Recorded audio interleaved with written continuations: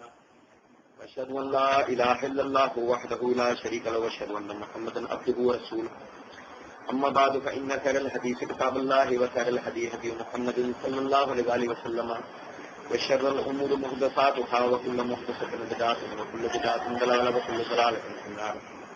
أعوذ بالله السميع العليم من الشيطان الرجيم من همزه ونفخه ونفثه. بسم الله الرحمن الرحيم.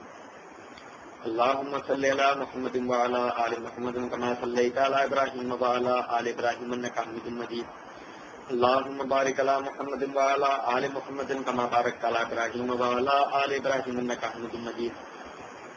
رب اشرح لي صدري ويسر لي أمري واحلل عقدة من لساني يفقهوا قولي. رب زدني علما.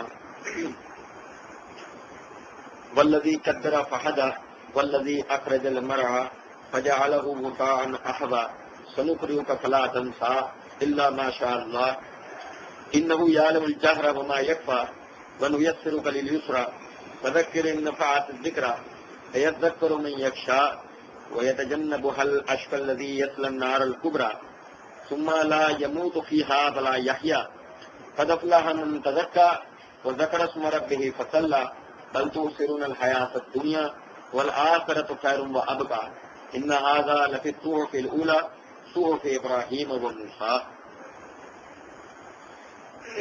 اللہ کے فضل و کرم سے جیسے کہ سورہ اعلیٰ ہماری شروع ہو گئی تھی اور سورت کی ابتدا میں نے اس کے حوالے سے آپ کے سامنے بات رکھی تھی کہ اس سورت کے اندر اللہ رب العزت نے ہمارے اسلام کے بڑے بڑے جو عقیدے ہیں اس کا اللہ رب العزت نے اس میں ذکر کیا ہے. توحید کے حوالے سے، تقدیر کے حوالے سے، آخرت کے حوالے سے، رسالت کے حوالے سے اللہ رب العزت نے بڑی وضاحت سے اس کے اندر بتایا ہے. فرمایا اللہ نے والذی قدر، اللہ وہ ہے کہ جس نے ایک اندازہ ٹھہرایا ہے. سورہ یاسین کے اندر بھی میں نے اس حوالے سے بتایا تھا کہ اللہ نے فرمایا ذالک تقدیر العزیز العلیم. تقدیر سب پر غالب، سب علم رکھنے والے اللہ نے مقرر کیے. وہاں اس حوالے سے میں نے سارا سمجھایا تھا تو ذرا سمجھیں. دیکھیں یہ لفظ قدر عربی میں کہتے ہیں اندازے کو، پیمانے کو، اور اسی سے لفظ تقدیر بنتا ہے. آیت کے سیاق کے اعتبار سے تو معنی یہ ہوتے ہیں جیسے ہم پڑھ رہے تھے الذی خلق فسوی، کہ جس میں جیسے میں نے کل بتایا تھا تخلیق کے حوالے سے کہ جس نے تخلیق کیا پھر ایک اندازے کے مطابق اسے ٹھیک کیا. والذی قدر، اور اس میں ایک اندازہ کائنات کا ٹھہرایا سارا. تو بظاہر سیاق کے اعتبار سے معنی بنتے ہیں کہ کائنات کی تخلیق، اس کا متناسب قسم کا ہونا یہ مراد ہے، لیکن بظاہر اہمیت نہیں پتہ لگتی. اہمیت سمجھے، بڑی اہمیت ہے. فرمایا والذی قدر، وہ اللہ جس نے تقدیر بنائی ہے. کائنات کی اور انسان کی تقدیر میں فرق ہے، یہ دو الگ تقدیر ہیں. عام طور پہ کائنات کی تقدیر کی مثال انسان کی تقدیر پہ لے لی جاتی ہے، اس سے بہت سارے غلط قسم کے نظریات بندے کے بن جاتے ہیں. کائنات کی تقدیر کیا ہے؟ سورج مشرق کی طرف سے، مشرق کے رخ سے طلوع ہوتا ہوا نظر آتا ہے، مغرب کے رخ پر غروب ہوتا ہوا نظر آتا ہے. سورج مغرب کے رخ سے طلوع نہیں ہو سکتا اور مشرق کے رخ پر غروب نہیں ہو سکتا. یہ سورج کی تقدیر ہے، یہ سورج کی تقدیر. ٹھیک ہے. بارش ایک اندازے کے مطابق ایک اس کی تقدیر ہے، ایک اندازے کے مطابق وہ برستی ہے. جس طرح اللہ چاہے گا اس طرح برسے گی.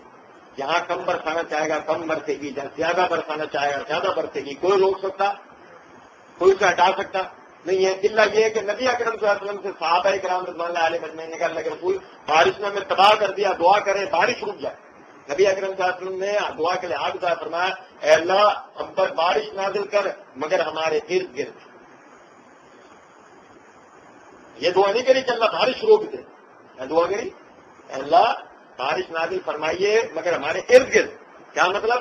کہ بارش ہمیں نقصان نہ پہنچائے، بارش سے ہمارے لیے مفید ہو جائے، ہمیں بارش نقصان نہ پہنچائے.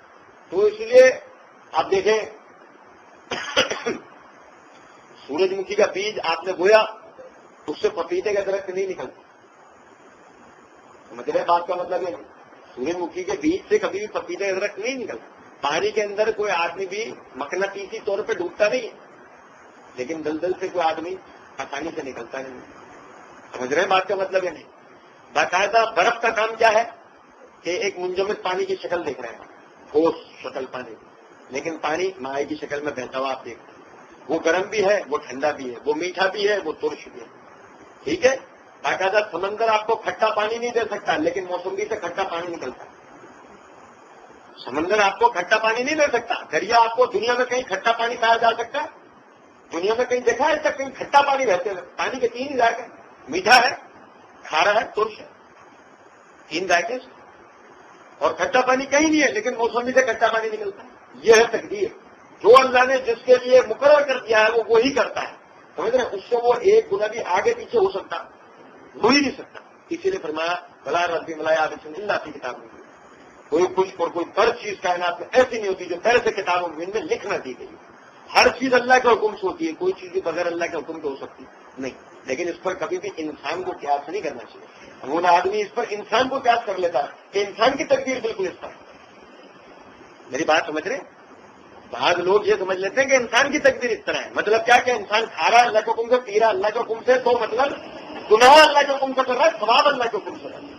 یہ نہیں ہے اس کا مطلب. میں اس کی ابھی مزید تھوڑی سی وضاحت کروں گا, لیکن پہلے اس کو سمجھیں کائنات کی تقدیر کا مطلب کیا ہے. دیکھیں, اللہ نے سورج کو تخلیق کیا, اور سورج اس کائنات کی, یہ خصوصاً ہم کائنات کی بات کیوں کریں؟ پہلے آدمی کو اپنی بات کرنی چاہیے, یعنی کہ ہم پہلے اپنے سیارے کی بات کریں, وہ زیادہ مناسب ہے. اللہ نے سورج کو خلق کیا, تخلیق کیا کو, اور اس کی تخلیق سے یعنی زمین کو روشنی کی غذائیت حاصل ہوئی. روشنی سے خاص غذائیت اس سے حاصل ہوئی. وہ آج جو بھی کائنات میں روشنی ہے سورج کی وجہ سے ہوتی ہے. سمجھ رہے بات کا مطلب ہے؟ تو باقاعدہ اب سورج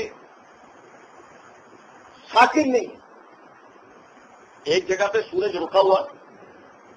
ہم سورہ یاسین میں پڑھ چکے ہیں, الشمس تجری لمستقر لہا, وہ میں نے سارا تفصیل سمجھا ہے. سورج ایک خاص مدار کے گرد چکر کاٹ رہا ہے, تیر رہا ہے, ایک خاص مدار میں, ایک خاص راؤنڈ, ایک خاص دائرے میں تیر رہا ہے سورج. ٹھیک ہے.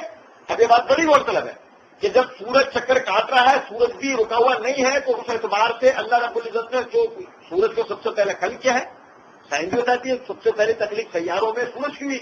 اور جب اللہ نے اس کو خلق کیا تو خلق کرنے کے بعد میں اس کو وہ جو اندازہ ہے جس میں وہ تیرتا ہے, اس سے وہ 1 انچ بھی آگے پیچھے ہوتا اللہ یہ کہ اللہ چاہے.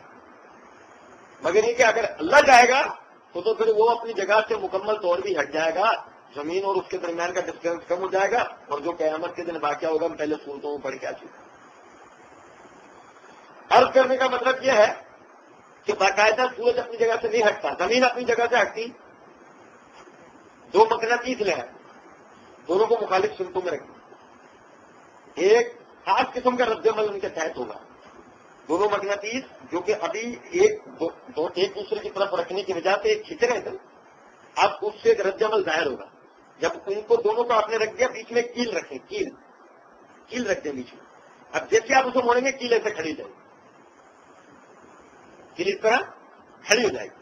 سمجھ رہے ہیں؟ ایک خاص بالکل ایک خاص اندازے سے جب اسے موڑیں گے نا, دونوں مقناطیس جن کے آپس میں فاصلہ ایک ہو, ایکول, تھوڑا بھی آگے پیچھے نہ ہو کسی ایک کا, تو آپ دیکھیں گے کیل بالکل ایسے کھڑی جائے گی. کیا مطلب ہے اس بات کا؟ مطلب یہ ہے کہ وہ اس کے اندر سے جو کثافت نکل رہی ہے وہ کیل کو اپنی طرف کھینچ رہی ہے, اس کے اندر سے جو کثافت نکل رہی ہے وہ کیل کو اپنی طرف کھینچ رہی ہے. دونوں کا جو نا ڈسٹینس ایکول ہے. نتیجے میں کیا ہو رہا ہے کہ وہ کیل ایک مناسب دونوں طرف سے کشش ملنے کی ایسے کھڑی ہو گئی. اب آپ ایک یہاں تجربہ کریں, یہاں سے آپ ایک تجربہ کریں. مثلاً اس کیل کی جگہ ایک ایسی چیز لیں جس کے نیچے لوہے کے بیرنگ ہو, لوہے کے پہیے ہو, کیل ٹائپ کی ہو, اس کے نیچے لوہے کے پہیے ٹائپ کی کوئی چیز ہو. اب آپ کیا کریں کہ باقاعدہ ایک بالکل اسی ڈسٹینس کے مطابق ایک اور مقناطیس کو لیں کہ جو اپنے حجم میں پڑا, جس میں سے کثافت ان دونوں کے برابر کی نکلتی ہو, ان دونوں کے برابر کی. اب آپ اس کو ادھر رکھیں, اس جگہ پر رکھیں, ایک مناسب فاصلے سے دائیں ہاتھ کی طرف رکھیں, اور وہاں سے اب آپ اسے چکر دلوائیں, ایک خاص گولائی میں چکر دلوائیں, خاص گولا میں. آپ دیکھیں گے کہ وہ باقاعدہ کیل چکر کاٹنا شروع ہو جائے گی. کیل اس طریقے سے چکر باقاعدہ اس طریقے سے, اس کے نیچے کیل ہے نا, وہ اس کو چکر کھلانا شروع ہو جائے. اور وہ ذرا بھی اپنی جگہ سے گرے گی جب تک ان کا فاصلہ کم نہ ہو جائے. یہاں سے ہمیں یہ قاعدہ پتہ لگا کہ اگر یہ دو سیاروں یہ جو سیارے ہیں بیک پر یہ جو پوری رو ہے 7 جو سیاروں کی رو ہے سورج سے نکلنے والی کثافت نیچے پر پلوٹو جو سیارہ ہے اس تک کی جو کثافت ہے ان کی اتنی مناسب آپس کے اندر ڈسٹینس ہے اتنی مناسب پیمائش ہے کہ جس طرح سے ہر سیارہ ایک دوسرے کی گریوٹی کے درمیان اس طرح چکر کاٹ رہا ہے. اور اگر یہ جو ڈسٹینس ہے یہ کسی طرح کم ہو جائے تو فارمولا ہمیں کیا بتاتا ہے کیل گر جائے. تو نتیجے میں زمین اپنے مدار سے گر جائے گی اور گرنے کا مطلب گرے گی نہیں. پھر کیا ہوگا؟ پھر یہ کسی نہ کسی سیارے سے جا کے پوری طریقے سے ٹکرائے گی. اور کیا ہوگا؟ اب غور کریں اس فارمولے پہ غور کریں اور فارمولے پر غور کرنے کے بعد 1 سیکنڈ کے لیے خاموشی اختیار کر کے جب اکیلے بیٹھے 1 سیکنڈ کے لیے خاموشی اختیار کریں. اس طرح آسمان کے نیچے بیٹھ کر آسمان کی طرف توجہ کریں 1 سیکنڈ کی خاموشی اختیار کر کے سوچیں اس بات کو تو آپ کو اندازہ ہوگا کہ آج اگر بندہ یعنی دنیا کے اندر کسی چیز سے گھبرا کر پریشان ہو کر کسی چیز سے فکر مند ہو کر کسی بھی وجہ سے وہ اگر اللہ کی طرف سے توجہ ہٹاتا تو یہ بھول جاتا ہے ان سے باہر اتنی بڑی بڑی فکرات ہمارے لیے کھڑی ہیں جو ایک انفرادی کسی شخص سے باہر چلے گی اس پوری انسانیت کے لیے خطرہ ہے. پوری انسانیت کے لیے خطرہ ہے جو سیکنڈوں میں اسے تباہ کر سکتا ہے.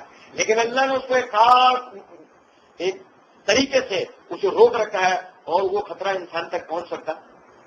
اسے کہتا ہے کائنات کی تقدیر جو اللہ نے مقرر کی جس کی وجہ سے کوئی چیز بھی اپنی جگہ سے ہلتی اور اگر ہل جائے تو نتیجے میں کیا ہوگا؟ اب سوچیں ایک آدمی مندر جا رہا ہے اور وہاں جا کر وہ ایک پتھر کا بت پتھر کی اصل کیا ہے؟ پتھر کی اصل کیا ہے؟ پتھر اصل زمین ہے.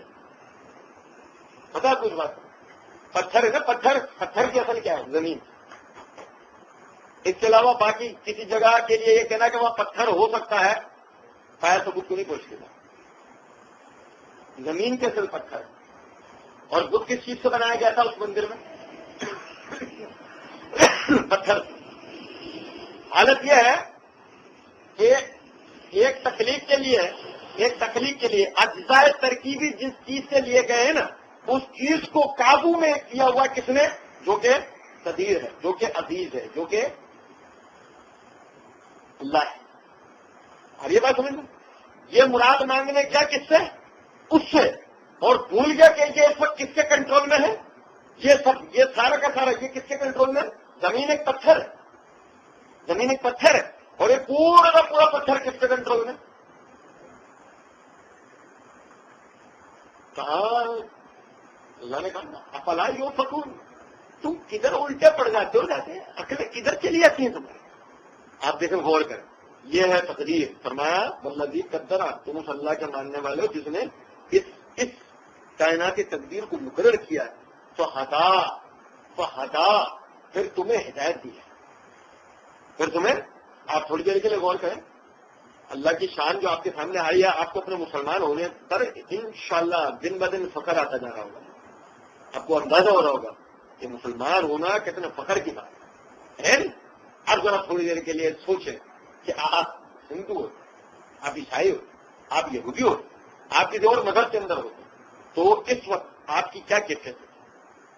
ایک مسلمان جو اللہ کی معرفت رکھتا ہے جو اپنے رب کے بارے میں جانتا ہے دین کی معرفت رکھتا ہے اس کے مد مقابل آپ کی حیثیت کیا ہوتی ہے؟ آپ سوچیں کہ آپ ایک کباڑ کے پیس کی طرح ایک کباڑ کا پیس ہوتا ہے نا بیکار جو کسی کام کا نہیں اس کے علاوہ آپ کی کوئی حیثیت ہو سکتی نہیں. تو یہ اللہ کا کرم ہے تو اس میں ہمیں ہدایت تھی. ہدایت کس بات کی تھی؟ یہ بھی بڑی غور طلب بات ہے. میں پہلے کئی مرتبہ بتا چکا ہوں دنیا میں نازل ہو رہے ہیں دنیا میں اتارے جا رہے ہیں. آدم علیہ السلام ان کی زوجہ نکلی سارا دنیا میں اتارے جا رہے ہیں. فرمایا اما یاتینکم منی ہدی فمن تبع منہم ہدایا فلا خوف علیہم ولا هم یحزنون. اب جب تم دنیا میں بھیجے جا رہے ہو تو یاد رکھنا دنیا میں بھیجے جانا تمہارا ایک مقصد کے تحت تو اس کے تحت کیا ہوگا؟ فإما یاتینکم منی ہدی میرے پاس سے تمہارے پاس ہدایات ہے. ڈائریکشن کا مطلب سمجھتے ہیں؟ ڈائریکشن کا مطلب سمجھتے ہیں نا؟ ہدایت عربی میں ہادی عربی میں کہتے ہیں ریگستان اور جنگلوں میں جو گائیڈ ہوتے ہیں انہیں کیا کہتے ہیں؟ ہادی، مطلب راہ دکھانے والا. ٹھیک ہے. اور باقاعدہ جو بورڈ ہوتا ہے نا، بورڈ ایکسٹینشن بورڈ ہوتا ہے جس پہ کوئی نشان بنا ہو، راستے کی پہچان کرانے کے لیے نشان بنا ہو، اس کو وہ عربی میں کہتے ہیں ہدن. آج بھی اور اس زمانے میں بھی وہ کیا کرتا تھا، ریت پر ایسے لکیر کھینچتا ہوا جاتا، ریت پر ایک لکیر کھینچتا تھا، خاص قسم کی لکیریں کھینچتا ہوا جاتا جس سے راستے کا پتہ دیتا، آگے آگے چلتا رہتا تھا قافلہ. تو یہ وہ کیا کرتا ہوا جا رہا ہے، اس کے سیر کو وہ ہدن کہتے تھے، اور اسے کیا کہتے تھے، ہادی. اللہ نے فرمایا فہدا، پس ہم نے تمہیں ہدایت دی، مطلب تمہیں ڈائریکشن دیے ہیں، تمہیں یہ دنیا کس طرح گزارنی، آگ کس طرح جلاؤ گے، پانی کس طرح حاصل کرو گے، لباس کس طرح تیار کرو گے، کھانا کس طرح حاصل کرو گے، کھانا پکاؤ گے کس طرح، کھاؤ گے کس طرح، بیماری ہوگی شفا کیسے پاؤ گے، رہو گے کس طرح، یا سروائو کیسے کرو گے اس دنیا میں، اس دنیا کے چیلنجز کا سامنا کس طرح کرو گے. سکھایا کس نے، ہدایت کس نے دی، اللہ نے. کچھ اللہ نے جو شہد کی ہر مکھی کو بھی ہدایت دیتا ہے اور ہر انسان کو بھی ہدایت دیتا ہے. سورہ نحل کے اندر بہت تفصیل بتا رہا اوحا الی ربک الی النحل، تمہارا رب وہ ہے جو شہد کی مکھی کی طرف وحی کرتا ہے. یعنی کیا مطلب، اسے ڈائریکشن سکھاتا ہے. سمجھو بڑے نقطے کی بات. شہد کے چھتا ہے نا، شہد کے چھتا، کبھی اسے آپ دیکھیں ایک کیمرہ لگاتے ہیں اس کی طرف، شہد کے چھتے کی طرف، بالکل زوم کر کے اس کیمرے کو اس پہ لگاتے ہیں. ٹھیک ہے. اور مسلسل ریکارڈنگ چلائے، مسلسل شہد کا چھتا بننے سے لے کر مسلسل ریکارڈنگ چلائے. آپ دیکھیں کہ ایک مکھی آپ کو چھوٹا بچہ تھا نظر آئے گا، نظر آ گیا، اس بچے کو آپ کسی طریقے سے پہچان کر لیں، اس بچے کی کسی طرح بھی آپ پہچان کر لیں، کوئی طریقہ بھی ایسا کر لیں جس سے اس کی پہچان ہو جاتی ہے. اب آپ دیکھیں گے وہ بچہ وہاں بڑا ہو رہا ہے، اور اس کے بعد جب وہ بچہ مکمل طور پہ مکھی بن جاتا ہے تو اب اس کے بعد جب وہ بچہ وہاں سے نکلے گا چھتے میں، یعنی اب وہ پوری مکھی بن چکی ہے. اب وہ کیا ہو چکی ہے، لیبر، کیا ہو چکی ہے، مزدور، کیا ہو چکی ہے وہ مزدور. اب جب وہ مزدور بن چکی ہے نا، اب وہ نکلی. اب آپ اس کے پیچھے چلیں کیمرہ لے، آپ دیکھیں گے کہ وہ باقاعدہ یعنی باغ کی طرف جائے گا، اس جگہ کی طرف جائے گا جہاں پھول ہو. وہ مزدور کی طرف جا رہا ہے جہاں پھول ہو، وہ پھول کی جگہ پر جائے گا، اور باقاعدہ آپ دیکھیں گے وہ ایک پھول پر ایسے آتے آتے، ایک پھول کی طرف ایسے آتے آتے کہ اس کو بیٹھنے والا تھا اور آگے چلے. آپ حیران ہو جائیں گے کہ یہ کیا ہوا. پھر آپ دیکھیں گے وہ ایک پھول کی طرف جائے گا، وہ بیٹھتے بیٹھتے فوراً آگے بڑھ جائے گا.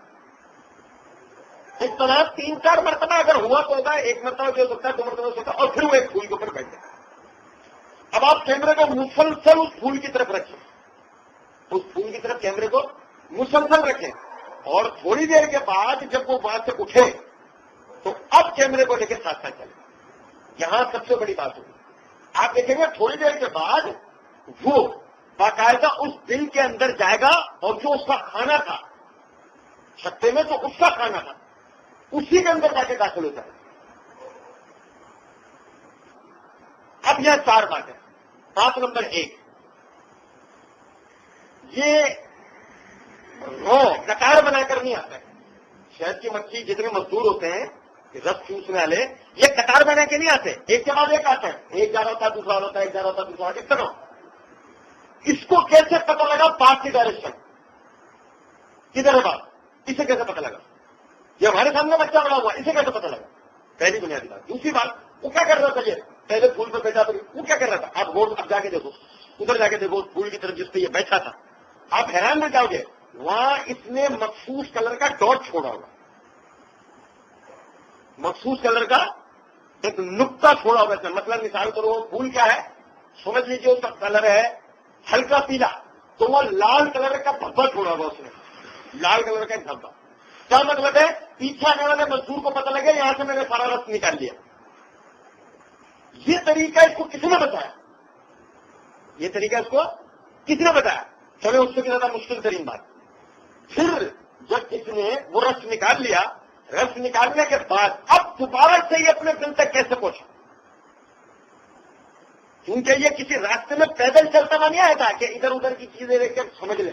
کہ یار میں ادھر سے اڑ کر آیا تھا، اور یہ اڑ کر آیا تھا جہاں راستے بنے ہوئے ہوتے نہیں ہے، یہ تمہارے اپنے دل تک کیسے پہنچ گیا؟ پھر اس سے بھی بڑی حیران کن بات، یعنی جو چھتا ہوتا ہے، چھتے میں جتنے کھانے ہوتے ہیں آپ حیران رہ جائیں گے کہ ان کھانوں کا ایک سائز ہوتا ہے. کھانے بنے ہوئے تو اس طرح ہوتے یوں، ایسے ایسے ایسے ایسے ایسے، یعنی بالکل ایسے یوں، پھر ایسے، پھر یوں بنے ہوتے ہیں، اور سب کا سیم سائز ہوتا ہے، ذرہ برابر میں فرق ہوتا نہیں ہے. لیکن اس کو یہ کیسے پتہ لگا یہی میرا دل ہے، یہی میرا علاقہ ہے؟ اس کو مطلب کوئی باقاعدہ اس کو کمیونیکیٹ کر رہا ہے، کوئی اسے باقاعدہ جسے بتا رہا ہو. فَأَوْحَىٰ إِلَىٰ رَبِّكَ النَّحْلَ، تمہارا رب شہد کی مکھی کی طرف بھی کمیونیکیشن کرتا ہے. کسی کی عقل جا سکتی، لیکن اللہ تعالیٰ نے ہر عقل مند کو اپنی قدرت کی علامت بتائی. اور آپ دیکھیں یہی ہے سمجھنے کی بات کہ وہ اللہ کہ جس نے اس کو اس کی تقدیر کے معاملے میں رہنمائی کی، پھر اس اللہ نے ہمیں ہماری تقدیر کے معاملے میں رہنمائی کی.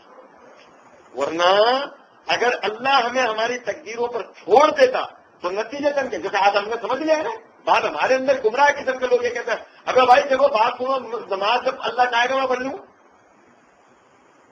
جب اللہ چاہے گا میں جنہیں چھوڑ دوں گا، کیونکہ بھائی اللہ کے حکم سے تو کچھ بھی، اللہ کے حکم کے بغیر تو کچھ بھی نہیں ہوتا. میں بدکاری کر رہا ہوں تو یہ بھی اللہ کی مرضی ہے، ورنہ اللہ نے چاہے تو میں تھوڑی کر سکتا.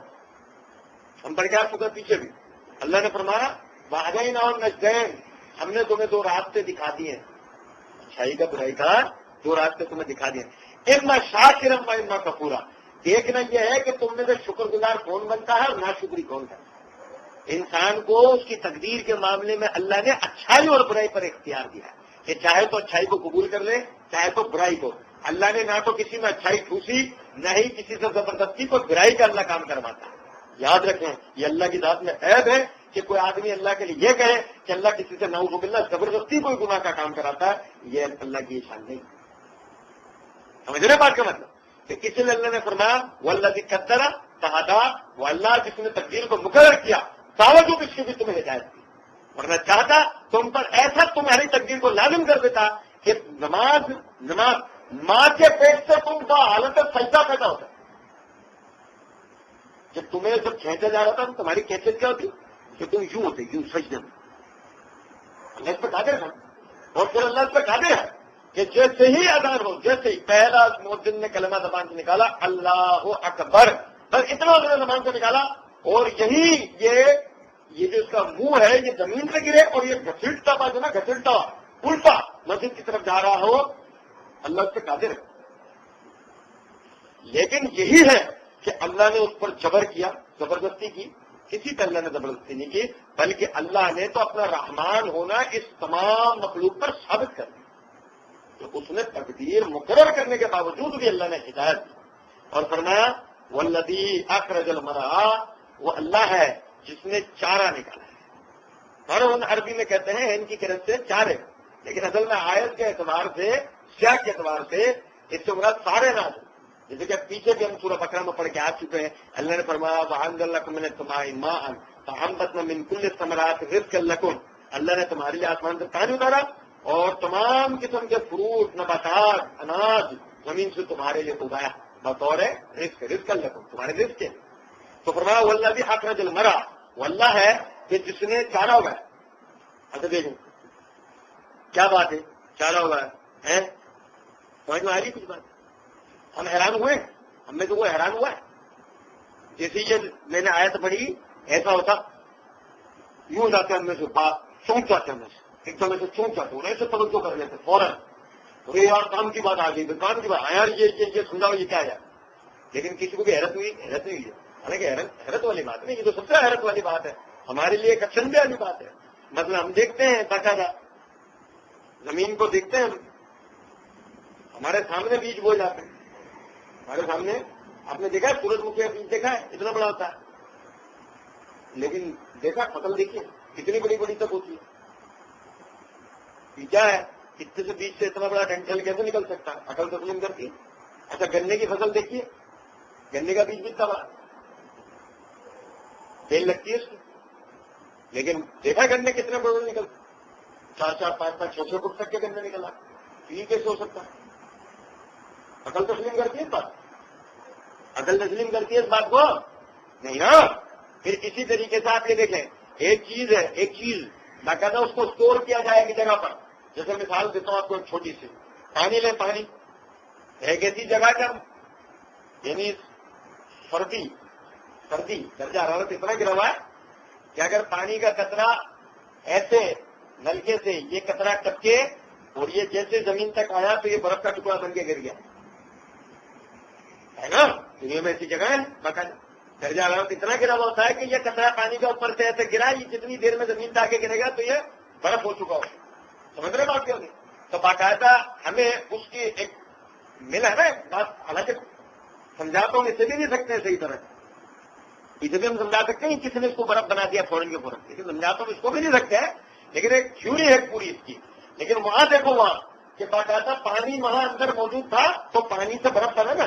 گنا اندر موجود تھا زمین میں، بنجر زمین سے کھود کے دیکھنا. جو فصل آپ نے اگائی وہ اندر موجود تھی. آج میں تو ضرور ہے تربوز تو کھود کے ہی نکالا جاتا ہے. پتا ہے تربوز کے بارے میں؟ تربوز کھود کے نکالا جاتا ہے. تربوز اندر پیدا ہوتا ہے، باہر نہیں ہوتا. جیسے گنا باہر نکلتا ہے تربوز اندر نکلتا ہے جڑ میں. گاجر اندر جڑ میں نکلتی ہے. جڑے ہم جڑے کھاتے ہیں، جڑے گاجر مولی تربوز کا ہم جڑے کھا رہے ہوتے ہیں. سمجھ رہے بات کا مطلب ہے؟ اب یہ بات بڑی غور طلب ہے کہ یہ جو اوپر نکل کر آیا اسے کسی نے اندر رکھا تھا کیا؟ اندر اسے بھی نہیں رکھا تھا تربوز کے اتنے بڑے. نہیں سمجھ میں. لیکن یہ بات بڑی غور طلب ہے، عقل تسلیم نہیں کرتی. حیران ہو جانا چاہیے. اللہ نے جواب دے دیا ہے والذی اخرج المرعى. تم اس اللہ کے مان نہ لو. دیکھو جو چارہ اگاتا ہے، یہ تمہارا اناج اگاتا ہے. دیکھو اپنا اناج کے اگنے کا طریقہ دیکھ لو. دیکھو بغیر بانس دیکھا، بانس کو اگتا دیکھا ہے کبھی؟ بانس کے نا بانس یوں اگتا ہے پتا یہ بانس ہے نا، بانس یہ ایک دم ایسے نکل آتا ہے. دیکھو یہ پلٹ نہیں سکتی کہ آپ کی اور یہ نکل آئے گا. جیسے کسی نے نیچے سے اس کو کوئی اسپرنگ پہ لگا ہوا تھا اور ایک دم کسی نے کھینچ دیا اور وہ یوں نکل آیا. سمجھ رہے آپ؟ کالا پانی کی جیلیں ہوتی ہیں، کالا پانی کی جو جیلیں ہوتی ہیں نا، اس کے ارد گرد عام طور پر خشکی کی جگہ پر بانس کی فصل لگائی جاتی ہے. بانس کی فصل وہاں لگتی ہے. وجہ کیا ہوتی ہے اس کی کہ خدا نہ خاصا کوئی قیدی بھاگے تو اشر کیا ہوتا ہے، سیکنڈوں سے بانس نکلنا ہوتا ہے تو جائے گا ایسی لٹکا دے. سمجھ میں آ رہی ہے بات؟ یہ نہیں. تو یہ بڑی غور طلب بات ہے. آپ دیکھیں کہ باقاعدہ ایک طرف اللہ کی قدرت وہ بھی ہے، وہ آپ کو دکھا رہا ہے کہ آپ کی ایک فصل کا فیصلہ ہو رہا ہے 12 مہینے میں اور ایک فصل کا فیصلہ ہو رہا ہے سیکنڈوں میں. آپ کی ایک فصل کا فیصلہ کتنی دیر میں ہو رہا ہے؟ 12 مہینوں میں. اور ایک فصل کا فیصلہ سیکنڈوں میں ہوگی. یہ نکلا بھی حل دکھائی اللہ نے اپنی قدرت آپ کو. آپ کے چارے میں اللہ قدرت دکھاتا ہے. آپ کے چارے میں اللہ کی قدرت دیکھنا شروع کرو. آپ کی زبان سے بے ساختہ نکلے گا. ربنا ما خلقت ھذا باطلا.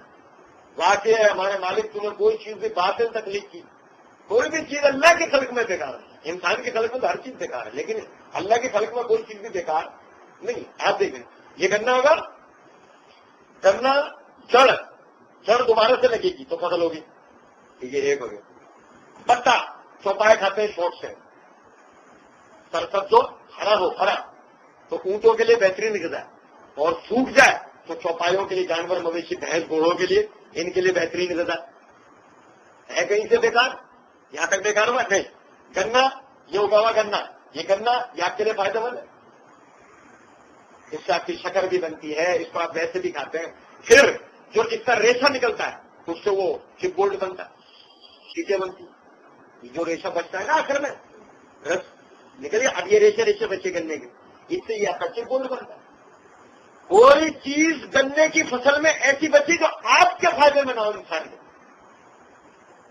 ہر چیز اللہ نے آپ کو آپ کے فائدے کے لیے بنا. آپ ہر فصل کے اندر دیکھ لو، آپ کے ہر فصل میں آپ کو اللہ کی نشانی نظر آئیں گی. فرمایا والذی اخرج المرعى. وہ اللہ ہے کہ جس نے تمہارے لیے زمین سے یہ اناج اگایا. فرمایا فجعلہ غثاء احوا. پھر اسی نے تمہیں سیاہ کر بھی دکھا دیا. اسے سیاہ کر بھی دکھا دیا، خشک کر بھی دکھا دیا. کیا بڑی بات ہے، بہت غور طلب بات. آپ دیکھو ذرا غور کرو. آپ کے سامنے زندگی لی تھی آپ کے کھیت نے، آپ کی بنجر زمین نے بچے پیدا کیے تھے. بنجر زمین تھی نا، کچھ اگ سکتا تھا اس میں سے نہیں. وہ دیکھا آپ نے دیکھا محنت کے نتیجے میں کیا ہوا. اسی زمین نے آپ کی بچے پیدا کر دیے، وہ نکل آئے اس کے بچے. اب آپ دیکھو ذرا غور کرو وہ اللہ آپ کو دکھاتا ہے منظر، وہ بچے بڑے ہوئے اور مقصد کے تحت کاٹ لیے گئے، مقصد کے تحت فصلیں کاٹ لی گئی نا، کام میں لے لی گئی، کھا لی گئی، ختم کر دیا گیا سب کچھ۔ 1 سال گزرا، 1 سال گزرنے کے بعد دوبارہ سے وہ سارے بچے کھڑے ہوتے ہیں، نہیں دوبارہ سے وہ فصل اگتی ہے وہیں سے نہیں اگتی ہے نا، بات سمجھنا۔ فرمایا بجا لو غصان احبا، ہم نے اس کو خوش کر کے ختم کر کے تباہ کر کے تمہیں ایک منظر اور دکھا دیا اپنی قدرت۔ یہ اگر ہمارے کام کے لیے ہے تو ٹھیک، ورنہ یہ ہوتا ہے تمہیں تباہ کرے گا، تمہاری جگہ دوسرے لوگ لائے گا، تمہیں تباہ کرے گا، ختم کرے گا۔ اگر تم اللہ کے عبادت گزار نہیں بنو گے، تمہیں ختم کرے گا، تمہیں تباہ کرے گا، تمہاری جگہ دوسرے لوگ لائے گا۔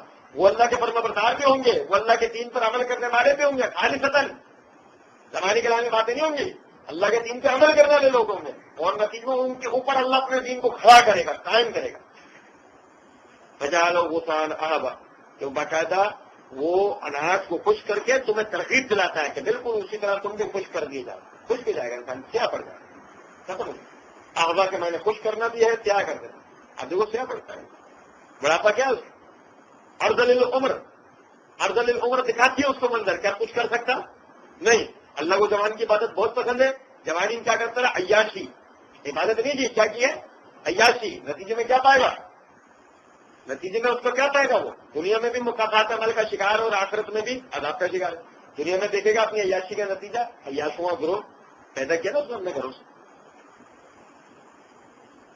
ایک بد فطرت آدمی کے گھر سے کیسے لوگ پیدا ہوں گے، نیک فطرت، اللہ یہ کہ اللہ ہدایت دے دے، فہدا، وہی والی بات، جس اللہ ہدایت دے اس کو کوئی گمراہ کر ہی نہیں سکتا نا، وہ تو ایک الگ بات ہے، لیکن ایک انتہائی عیاش آدمی، حرامی قسم کا آدمی ہے، اس کے گھر سے کیسے لوگ پیدا ہوں گے، کسی کی طرح کے لوگ ہوں گے نا، بد فطرت قسم کے لوگ پیدا ہوا، اور بد فطرت قسم کے جو لوگ پیدا ہوا وہ اس کے حق میں کسی طرح اچھے ہو سکتے ہیں۔ دیکھ لو، وہ جو سرسبز شاداب اپنے آپ کو سمجھتا تھا، وہ جو اپنے آپ کو تر و تازہ سمجھتا تھا، وہ اپنے آپ کو بہترین سمجھتا تھا، خوش ہو گیا، کچھ بچا اس کے پہلے۔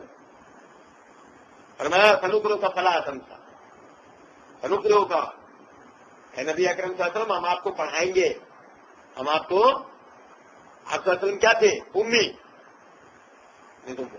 نبی اکرم صلی اللہ علیہ وسلم کیا تھے، امی تھے، بے پڑھے، آپ پڑھے لکھے نہیں تھے، میں سنوکروں کا، ہم آپ کو پڑھائیں۔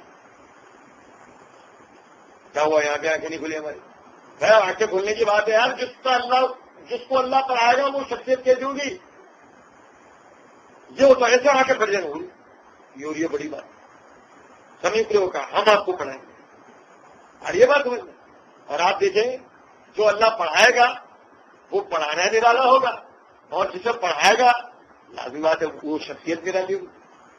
سنوکروں کا، ان قریب ہم آپ کو پڑھائیں گے، فلا تنسا، آپ بھولیں گے نہیں، آپ کچھ بھولیں گے، یاد رکھیں انبیاء کرام علیہ الصلوۃ والسلام معصوم عن الخطا ہوتے ہیں، یعنی کہ ان کی عصمت کس طرح ہے کہ ان سے خطا ہوتی، انبیاء کرام علیہ الصلوۃ والسلام سے خطا نہیں ہوتی، یہ بات یاد رکھیں ہمیشہ۔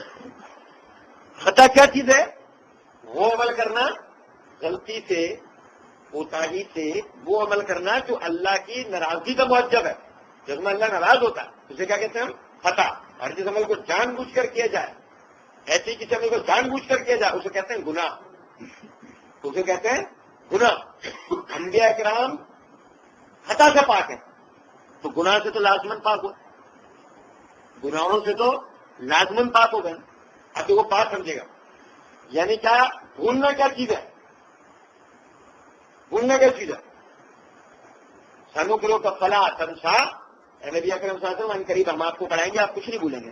بھولنا کیا چیز ہے، بھولنا تو آپ کی فطرت میں ہے نا انسان کی، بھائی انسان یاد کرتا ہے، انسان بھول جاتا ہے، انسان کی صفات میں تھے نا یاد کرنا اور بھولنا، یہ کوئی عیب تھوڑی ہے، بھولنا عیب نہیں ہوتا، جو بھولا ہے وہ عیب ہوتا ہے، نہیں سمجھے بات، بھول جانا عیب نہیں ہوتا۔ مثال دوں آپ کو، اللہ بھلواتا بہت ساری چیزیں، ایک آدمی کو اپنے باپ سے محبت تھی، اپنے سامنے باپ کو مرتے ہوئے دیکھا، رو رہا پیٹ رہا ہے، لیکن ایسا ایسا اللہ بھلوا دیتا ہے، نہیں بھلوا دیتا، یہ اللہ کا کرم کرتا ہے نا، اللہ بھلوا دیتا ہے، ورنہ تو اسی غم میں مر جاؤ، ہے نہیں ایسا، بھولنا غلط نہیں ہے، وہ تو اس کی فطرت میں ہے، لیکن جو بھولا ہے اس میں غلطی کر جاتا ہے۔ مثلا اب اللہ نہیں چاہتا کہ وہ اللہ کی کسی بات کو بھولے اور اسے اگر وہ بھول جائے تو کیا مطلب ہے نا نبی اکرم صلی اللہ علیہ وسلم کی حدیث میں قرآن کا کوئی حصہ یاد کیا اور اسے بھول گیا کل قیامت کے دن اللہ کے سامنے اس طرح حاضر ہوگا کہ اس کا آدھا جسم لٹکا ہوا ہوگا، خالی سزا ہوگا۔ وہ کیا بھولا ہے؟ اللہ کی باتوں کو، وہ اللہ کی باتوں کو بھول گیا ہے۔ تو اس لیے بات یاد رکھیں، بھولنا غلط نہیں ہے، جو بھولا ہے نا غلطی وہاں کرتا ہے۔ اگر ایسی بات ہے جسے بھولنا نہیں چاہیے تو یہ اس نے خطا کی ہے، یہ اس نے غلط کیا، ٹھیک ہے؟ اب سمجھے ذرا، اللہ نے فرمایا سنقرئک کا فلا تنسا، اے نبی اکرم صلی اللہ علیہ وسلم ہم آپ کو پڑھائیں گے اور آپ کچھ بھی نہیں بولیں گے، الا ما شاء اللہ، مگر جو اللہ چاہے گا، مگر جو اللہ چاہے گا۔ اب کیا مطلب ہے اس بات کا؟ سمجھے، یہاں سے آپ کے تین مسئلے، آپ کے دین کے تین مسئلے کلیئر ہو گئے۔ پہلا مسئلہ یعنی انبیاء کرام علیہ الصلوۃ والسلام جب کوئی بات بھولتے ہیں تو وہ نہیں بھولتے، اللہ انہیں بھلواتا ہے، الا ما شاء اللہ، مگر جو اللہ چاہتا ہے۔ انبیاء کرام علیہ الصلوۃ والسلام کچھ بھولتے ہیں، جیسے کہ سمجھے اس بات کو کہ نبی اکرم صلی اللہ علیہ وسلم نے ظہر کی 5 رکعتیں پڑھائی۔ آپ نے ظہر کی فرض نماز 5 رکعتیں پڑھائی، صحیح بخاری کتاب الصلاۃ میں حدیث۔ نماز ختم ہونے کے بعد ذوالدین رضی اللہ عنہ کا اللہ کے رسول کیا نماز کی رکعتیں بڑھ گئی؟ نماز کی رکعتیں تو وہ یہ نہیں کہہ رہے ہیں ذوالدین، اللہ کے رسول چھوٹتے ہی اللہ کے رسول آپ نے غلطی کر دی، 5 رکعتیں پڑھا دی۔ ادب دیکھو نبی صلی اللہ علیہ وسلم کا، یہ ہے ایک نبوت کو سمجھنا۔ وہ کیا کہہ رہے ہیں؟ اللہ کے رسول ظہر کی رکعتیں پڑھ گئی ہیں، اب 5 پڑھنی ہے۔ نبی اکرم صلی اللہ علیہ وسلم نے نہیں، کیوں؟ اللہ کے رسول آپ نے 5 رکعتیں پڑھائی ہیں۔ نبی اکرم صلی اللہ علیہ وسلم نے دیگر صحابہ کی طرف دیکھا، سمجھ رہے ہیں؟ آپ صلی اللہ علیہ وسلم نے دیگر صحابہ کی طرف دیکھا، سب نے کہا اللہ کے رسول واقعی آپ نے 5 رکعتیں پڑھی۔ نبی اکرم صلی اللہ علیہ وسلم کتنا رکوع ہے اور آپ نے صاحب کے 2 سجدے، سجدہ صاحب کہتے ہیں نا جسے، صاحب کے 2 سجدے کیا تھے۔ اب آپ سمجھے میرا بات کو، کیا آپ صلی اللہ علیہ وسلم کو اللہ نے بلوایا کس لیے کہ امت کو جبکہ نماز میں بھول جائیں تو سجدہ صاحب کی ترغیب مل جائے کہ بھائی بھول کے نتیجے میں پھر کیا کرنا ہے، جب نماز میں بھول جایا کرو تو کیا کرو، پھر ایسے 2 سجدے کیا آ کر یہ سبق دینے کے لیے، نصیحت دینے کے لیے آپ کو بلوایا گیا۔ یہ تو ہے پہلی بات۔ پھر دوسری بات یہ ہے کہ باقاعدہ اللہ نے آیت نازل فرمائی نبی اکرم صلی اللہ علیہ وسلم پر، اور نبی اکرم صلی اللہ علیہ وسلم نے ان آیتوں کی تلقین کی۔ جیسے مثال کے طور پہ ایک آیت لے لیجیے، آپ صلی اللہ علیہ وسلم پر ابتدا رستے کے اندر شراب کی یعنی تجارت کی حرمت کی آیت اتری۔ اب جب شراب کی تجارت کی حرمت کی آیت اتری تو نبی اکرم صلی اللہ علیہ وسلم نے وہ آیت پڑھ کے سنا دی، وہ آیت آپ نے باقاعدہ پڑھ کے سنا دی۔ اس کے بعد کچھ عرصہ گزرنے کے بعد نبی اکرم صلی اللہ علیہ وسلم پر شراب نماز کے دوران پینے کی حرمت کی آیت اتری، آپ نے وہ پڑھ کے سنا دی۔ پھر کچھ عرصہ گزرا، ہجرت ہو گئی مدینے کی طرف اور آپ پر آیت اتری شراب کے کلی طور پر حرام ہونے کی، آپ نے وہ آیت پڑھ کے سنا۔ اب جو شراب کی تجارت کی آیت اتری پختہ عمل ختم، جو شراب نماز کے دوران نہ پینے کی آیت اتری اس پہ بھی عمل ختم۔ تیسری جو آیت آئی ان دونوں کو منسوخ کیا، یہ آیت میں تم کہ شراب کلی طور پر حرام ہے، کلی، اور نماز روزہ زکات سے کوئی تعلق نہیں ہے، سونے جاگنے اٹھنے بیٹھنے صبح شام رات دوپہر سے کوئی تعلق نہیں ہے، بس شراب کا ایک قطرہ بھی نہیں پینا، کبھی بھی نہیں پینا، کسی وقت بھی نہیں پینا۔ جیسے مثال کے طور پر نبی اکرم صلی اللہ علیہ وسلم نے کلی طور پر قبروں پر جانے سے منع کر دیا، شروع میں ابتداء اسلام میں کلی طور پر آپ نے منع کر دیا، قبروں پر نہیں جائے گا، قبرستان جا کے دیکھا تک نہ کر۔ خود فرماتے تم تو نہیں تو عن القبور، میں تمہیں پہلے قبروں پر جانے سے منع کرتا بضروحا، بس اب دیکھ لیا کرو، اب دیکھ لیا کرو، فإنها تذکرۃ للآخرہ، کیونکہ یہ تمہیں آخرت کی یاد دلاتی ہے۔ ارے یہ بات سمجھ میں نہیں، پہلے منع کس لیے کیا؟ کیونکہ یہ قبروں سے بھیانک اور گھٹیا عقیدے نکلے نا، قبروں سے تو بھیانک اور گھٹیا عقیدے جتنے بھی نکلے قبروں کے ایسے تو نکلے ہر زمانے میں، تو اس لیے ابتدا میں نبی صلی اللہ علیہ وسلم نے تربیت کرنی تھی توحید پر، تو آپ نے قبروں سے روکا، مسجد دکھائی، مسجد کا رخ کرنا۔ جب صحابہ عادی ہو گئے مسجد کے اور اللہ کی طرف مکمل طور پر بھروسہ ہو گیا، اللہ کی توحید مکمل طور پر سمجھ آ گئی، اللہ کی معرفت ہو گئی، اب آپ نے جو شرعی نقطۂ نظر تھا قبرستان جانے کا وہ سمجھایا کہ اب جا کے قبروں کو دیکھا کرو، کیونکہ قبروں کو دیکھنے کا مقصد آخرت کو یاد کرنا ہوتا ہے، قبرستان جانے کا اور کوئی مقصد ہونا ہی نہیں چاہیے. میری بات سمجھ رہے ہیں؟ اسے کہتے ہیں ناسخ اور منسوخ کا مسئلہ. کہ ایک چیز منسوخ ہوئی تو اس کی جگہ ناسخ نے لی، یعنی وہ حکم نے جو بعد میں ہے. شروع ابتدائی اسلام کے اندر نماز میں رکوع اس طرح ہوتا تھا کہ دونوں ہاتھ کی انگلیاں ایسے آپس میں جوڑتے تھے اور دونوں رانوں کے درمیان رکھ لیا گیا رکوع میں جھکتے تھے نا، تو یہ دونوں ہاتھوں کو انگلیاں ایسے بند کر کے نا اس طرح اور دونوں ہاتھوں کو رانوں کے درمیان رکھ لیا کرتے تھے. اسے کہتے ہیں تقدیس. ٹھیک ہے. باقاعدہ ابو داؤد کے اندر حدیث ہے، عبداللہ بن مسعود رضی اللہ تعالیٰ عنہ انہوں نے علقمہ اور اسود کو نماز پڑھتے ہوئے دیکھا، اپنے دو شاگردوں کو نماز پڑھتے ہوئے. اس طرح وہ رکوع کے اندر تطبیق نہیں کر رہے تھے تو انہیں بہت ڈانٹا نماز میں. تطبیق کیا تھا؟ اس سے آپ کو اندازہ ہوگا کہ ایک باقاعدہ رکن تھا یہ نماز. پھر امام ابو داؤد رحمۃ اللہ علیہ بات مانتے ہیں تطبیق کے منسوخ ہونے کا بیان، اور پھر وہاں حدیث لے کر آتے ہیں کہ باقاعدہ عبداللہ بن زبیر رضی اللہ عنہ کے پیچھے علقمہ نے نماز اور تطبیق. جب نماز ختم ہوئی تو عبداللہ بن زبیر رضی اللہ عنہ نے کہا کہ دیکھ اس طرح مت کیا کر، شروع اسلام میں ہم اس طرح کرتے تھے، اسلام کے ابتدائی زمانے میں ہم اس طرح کرتے تھے، ہمیں اسی کا حکم دیا، پھر ہمیں اس سے منع ہوا اور رکوع میں گھٹنوں پہ ہاتھ رکھنے کا حکم دیا گیا. بتائیے سمجھ. آج دیکھیں امت میں کوئی بھی تطبیق کرتا، سارے رکوع کرتے ہیں تو گھٹنوں پہ ہاتھ رکھتے ہیں. تو یہ ہے ناسخ اور منسوخ کا مسئلہ. اور اللہ نے کیا فرمایا؟ سنقرئک کا فلا تنسیٰ، جو وہی بھی ہم آپ کو پڑھائیں گے، آپ تک جو بھی وہی اتاریں گے، آپ کچھ بھی نہیں بھولیں گے مگر اللہ ماشاء اللہ، مگر جو اللہ چاہے. جو اللہ چاہے گا وہ وہی آپ کو بھلوا دی جائے گی، وہ اٹھا لی جائے گی، تو اس کا حکم ختم ہو جائے گا اور اس کی جگہ دوسرا حکم آ جائے گا. اب نبی اکرم صلی اللہ علیہ وسلم کے انتقال پر یہ ناسخ اور منسوخ کا سلسلہ ختم ہو گیا. آپ کے انتقال پہ تو ختم ہو گیا، کیونکہ منسوخ اللہ کرے گا، نازل بھی اللہ کرے گا. بھائی کس حکم کا عمل کرنا ہے، کس سے رک جانا ہے، اللہ بتائے گا نا. بندے کا تو کام نہیں ہے. شریعت کا مالک کون ہے؟ شریعت نازل کرنے والا کون ہے؟ وہ تو اللہ ہے. اللہ بتائے گا. نبی اکرم صلی اللہ علیہ وسلم کا انتقال ہوا، آپ آخری نبی تھے، شریعت آپ پر مکمل ہو گئی. شریعت آپ پر مکمل ہو گئی.